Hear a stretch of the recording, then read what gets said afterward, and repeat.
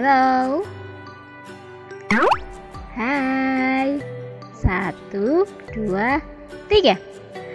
Assalamualaikum warahmatullahi wabarakatuh. Hai anak-anak hebat kelas 6. Bagaimana kabar kalian? Semoga tetap sehat dan semangat dalam menjalani belajar dari rumah saja. Hari ini kita akan belajar bersama materi kelas 6, tema 2, subtema 3, pembelajaran kedua. Sebelum belajar, kita berdoa dulu ya, supaya pembelajaran hari ini bisa kita terima dengan baik.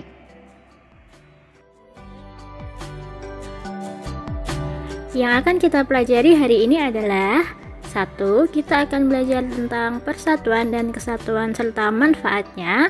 Dan yang kedua, kita belajar tentang pola lantai suatu tarian. Tujuan pembelajaran: 1. Melalui kegiatan pengamatan gambar perilaku sehari-hari, siswa dapat mengidentifikasi perilaku yang menunjukkan persatuan dan kesatuan dengan benar. 2. Melalui kegiatan tanya jawab, siswa dapat menjelaskan manfaat persatuan dan kesatuan dalam kehidupan dengan tepat. Yang ketiga, dengan mengamati gambar tarian daerah, siswa dapat menentukan pola lantai tarian dengan benar. Anak-anak, perhatikanlah gambar berikut. Gambar yang pertama adalah gambar masyarakat sedang bergotong royong untuk membersihkan lingkungan. Pernahkah anak-anak melihat kegiatan ini di lingkungan kalian? Atau justru kalian pernah mengikuti kegiatan ini? Gambar yang kedua adalah Presiden kita, Bapak Joko Widodo, sedang memperkenalkan batik di sebuah acara. Bapak Jokowi pun seringkali menggunakan batik dalam acara baik dalam negeri maupun luar negeri untuk memperkenalkan batik secara luas. Untuk gambar yang ketiga, terlihat beberapa anak dari berbagai suku saling bergandeng tangan. Gambar ini menunjukkan bahwa mereka menerapkan sikap menghormati antar suku. Untuk gambar yang keempat, menunjukkan para pemuka agama yang saling menunjukkan sikap toleransi dan menghormati meskipun mereka berbeda agama. Apakah yang dapat kalian pelajari dari gambar-gambar tersebut? Adakah hubungan gambar-gambar tersebut dengan pepatah bersatu kita teguh, bercerai kita runtuh? Untuk menjawabnya, mari kita baca bacaan berikut. Pentingnya persatuan bangsa. Menjaga persatuan dan kesatuan bangsa merupakan kewajiban seluruh rakyat Indonesia karena negara kita terdiri atas berbagai suku, agama, dan ras. Persatuan dan kesatuan yang terjaga dengan baik merupakan modal utama untuk membangun sebuah negara yang aman, tentram, adil, dan makmur. Bersatu kita teguh, bercerai kita runtuh mengandung makna menyatunya berbagai unsur dan perbedaan yang ada menjadi suatu kesatuan yang utuh dan serasi sehingga muncul suatu kekuatan. Dan sebaliknya, jika kita tidak bisa menjaga kesatuan, maka akan terjadi kekacauan yang membuat runtuhnya suatu hal. Bangsa Indonesia telah membuktikan bahwa dengan persatuan dan kesatuan kita mampu menghadapi penjajah dan akhirnya meraih kemerdekaan. Dari bacaan di atas, ada beberapa pertanyaan dari Bu Guru untuk anak-anak. 1. Apakah manfaat menjaga persatuan dan kesatuan? Pertanyaan yang kedua adalah mengapa persatuan dan kesatuan bangsa sangat penting? Pertanyaan yang ketiga, apakah makna bersatu kita teguh, bercerai kita runtuh? Dan pertanyaan yang keempat, bisakah anak-anak menyebutkan kegiatan kalian yang menunjukkan persatuan dan kesatuan bangsa? Tulis jawaban kalian di buku tugas masing-masing. Setelah anak-anak menjawab pertanyaan tersebut, mari kita bahas bersama-sama. Pertanyaan yang pertama, manfaat menjaga persatuan dan kesatuan tentu sangat banyak. Di antaranya adalah negara menjadi aman, nyaman, dan tentram. Lalu, Indonesia menjadi negara yang kuat dan bisa menghadapi ancaman dari dalam negeri maupun luar negeri. Pertanyaan kedua, mengapa persatuan dan kesatuan bangsa sangat penting? Hal ini alasannya karena persatuan dan kesatuan yang terjaga dengan baik merupakan modal utama untuk membangun sebuah negara yang aman, tentram, adil, dan makmur. Nomor 3, makna bersatu kita teguh, bercerai kita runtuh adalah menyatunya berbagai unsur dan perbedaan yang ada menjadi suatu kesatuan yang utuh dan serasi sehingga muncul suatu kekuatan. Dan sebaliknya, jika kita tidak bersatu, maka akan menyebabkan runtuhnya suatu hal. Nah anak-anak, persatuan dan kesatuan bangsa dapat kalian lakukan dengan cara diantaranya menghormati teman berbeda suku, menghormati tetangga yang berbeda agama, dan mencintai produk dalam negeri. Mencintai produk dalam negeri dapat kita lakukan dengan berbagai cara. Seperti tadi, Bapak Presiden kita, Bapak Joko Widodo, seringkali menggunakan batik dalam acara kedinasan, baik dalam negeri maupun luar negeri. Kita juga bisa menunjukkan mencintai produk dalam negeri dengan cara melestarikan makanan-makanan tradisional. Kalau gambar di samping, apa ya nama makanan tradisional ini? Ya, betul sekali. Nama makanan tradisional di samping adalah getuk. Saat Bu Guru kecil, getuk disukai oleh semua kalangan, mulai dari orang tua, remaja, bahkan anak-anak. Tetapi zaman sekarang sudah sedikit berbeda.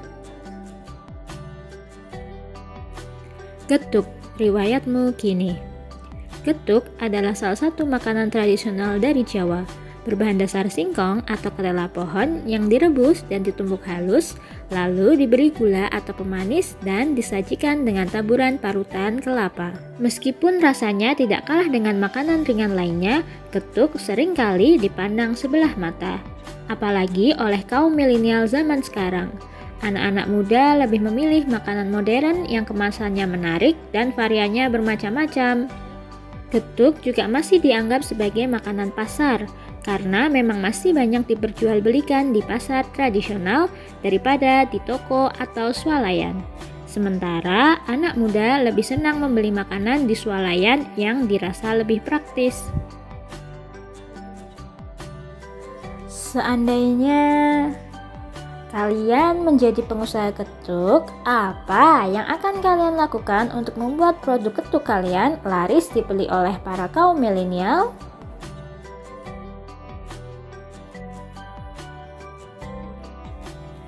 Mungkin Bu Guru bisa memberikan saran apa yang harus kalian lakukan supaya getuk kalian bisa laris dibeli kaum milenial. 1. Memperbaiki kemasan.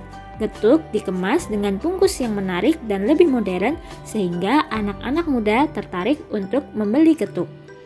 Lalu untuk varian getuk, bisa dibuat getuk dengan varian rasa yang beragam seperti rasa durian, rasa stroberi, dengan topik yang beragam.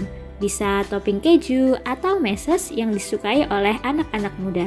Yang ketiga, tempat pemasaran. Berusaha mencari rekanan untuk tempat pemasaran getuk di toko atau swalayan, bahkan bisa dipasarkan secara online. Selain makanan tradisional, kita juga harus melestarikan tarian tradisional, seperti tarian pada gambar. Tarian tersebut adalah tari saman dari Aceh. Gerakan khasnya adalah para penari bergerak sesuai ketukan dengan kompak dan berbaris rapi, atau pola lantai ini sering disebut pola lantai horizontal. Masih ingatkah kalian tentang bentuk pola lantai suatu tarian? Pola lantai suatu tarian digunakan dalam sebuah tarian agar tarian lebih menarik dan penontonnya tidak bosan. Ada banyak sekali jenis pola lantai. Apa saja itu? Ayo kita ingat bersama-sama. Gambar yang pertama ada tari baris cangkeden dari Bali. Apa pola lantai tarian ini? Ya, betul sekali. Pola lantainya adalah horizontal. Sama seperti tari saman tadi, para penari berbaris lurus ke samping. Kedua adalah tari Yospan dari Papua. Bisakah anak-anak menjawab pola lantai apa yang digunakan pada tarian ini? Betul sekali, pola lantainya adalah pola lantai vertikal. Selanjutnya ada tari Mak Badong dari Toraja, Sulawesi Selatan. Apa ya pola lantainya? Anak-anak pasti bisa menjawab ya. Ini mudah sekali. Pola lantai yang digunakan adalah lingkaran. Ada juga tari Gending Sriwijaya dari Sumatera Selatan yang menggunakan pola lantai lengkung.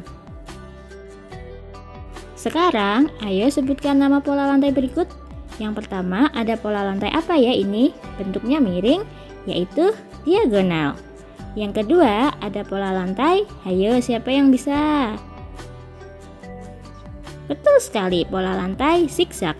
Yang ketiga, pola lantai ini adalah pola lantai yang membentuk segi 5. Hebat anak-anak! Yeay, ada pertunjukan tari. Untuk menyambut Hari Kemerdekaan, Pak Kades mengadakan bazar sekaligus pertunjukan tari di alun-alun desa. Edo bersama ayah ingin melihat acara tersebut. Saat akan memarkirkan mobil, Edo melihat papan tarif parkir sebagai berikut. Untuk tarif parkir motor Rp2.000 untuk 1 jam pertama dan Rp1.000 setiap jam berikutnya, maksimal Rp10.000. Sedangkan untuk tarif parkir mobil Rp5.000 untuk 1 jam pertama dan Rp2.000 setiap jam berikutnya, maksimal Rp45.000.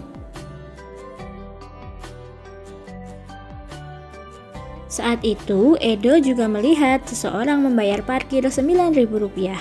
Manakah pernyataan di bawah ini yang mungkin benar untuk orang tersebut? Pernyataan yang pertama, dia memarkir motor selama 8 jam. B. Dia memarkir mobil selama 3 jam.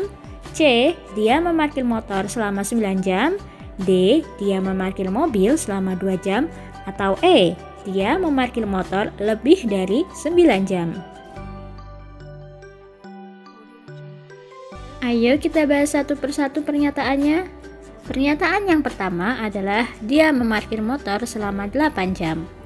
Jika dia memarkir motor selama 8 jam, maka tarif 1 jam pertama adalah Rp2.000. Sedangkan berarti tinggal 7 jam berikutnya tarifnya adalah Rp1.000. 7 dikali Rp1.000 adalah 7.000, jadi totalnya adalah 9.000. Maka pernyataan A adalah benar. Untuk pernyataan B, dia memarkir mobil selama 3 jam. Jika dia memarkir mobil selama 3 jam, maka 1 jam pertama tarifnya Rp5.000. Untuk 2 jam berikutnya, berarti 2 dikali 2.000 karena tiap jam berikutnya adalah 2.000. Totalnya adalah 9.000. Jadi pernyataan B juga benar. Lanjut untuk pernyataan yang ketiga, dia memarkir motor selama 9 jam. Jika dia memarkir motor selama 9 jam, 1 jam pertama tarifnya Rp2.000 dan 8 jam berikutnya adalah Rp8.000. Total yang harus dia bayar Rp10.000. Pernyataan C salah. Pernyataan keempat, dia memarkir mobil selama 2 jam. Jika memarkir mobil berarti 1 jam pertama adalah Rp5.000, lalu 1 jam berikutnya Rp2.000, total Rp7.000. Pernyataan D juga salah. Pernyataan terakhir, dia memarkir motor lebih dari 9 jam. Untuk 1 jam pertama tarifnya Rp2.000 ya, sisa waktu kan 8 jam. Tarifnya Rp1.000, jadi hasilnya Rp8.000. Total yang harus dia bayar adalah Rp10.000. Meskipun ia memarkir motor lebih dari 9 jam, tarif maksimal tetap Rp10.000, jadi dia harus membayar Rp10.000. Kesimpulannya, pernyataan E ini adalah pernyataan yang salah. Jadi, pernyataan yang mungkin benar tentang orang yang dilihat Edo membayar tarif parkir Rp9.000 adalah pernyataan A dan pernyataan B. Dia memarkir motor selama 8 jam atau memarkir mobil selama 3 jam. Anak-anak, pelajaran hari ini sudah selesai. Mari kita ingat-ingat lagi apa yang sudah kita pelajari hari ini. Yang pertama, kita belajar tentang contoh dan manfaat persatuan serta kesatuan dalam kehidupan. Manfaatnya sangat banyak. Semoga anak-anak pun bisa menerapkannya dalam kehidupan ya. Kita juga belajar tentang jenis-jenis pola lantai tarian. Yang ketiga, kita belajar tentang makanan tradisional serta cara melestarikannya. Terakhir, kita belajar tentang kemampuan numerasi, menentukan kemungkinan yang tepat berdasarkan ilustrasi yang ada. Pada hari ini, kita belajar hubungan waktu dengan banyaknya biaya parkir.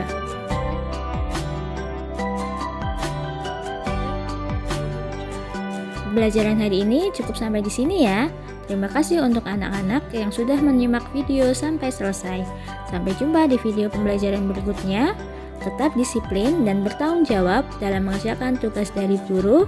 Tetap semangat dan sehat. Semoga ayah bunda juga selalu bersabar ya dalam membimbing putra-putrinya di rumah. Dadah, wassalamualaikum warahmatullahi wabarakatuh.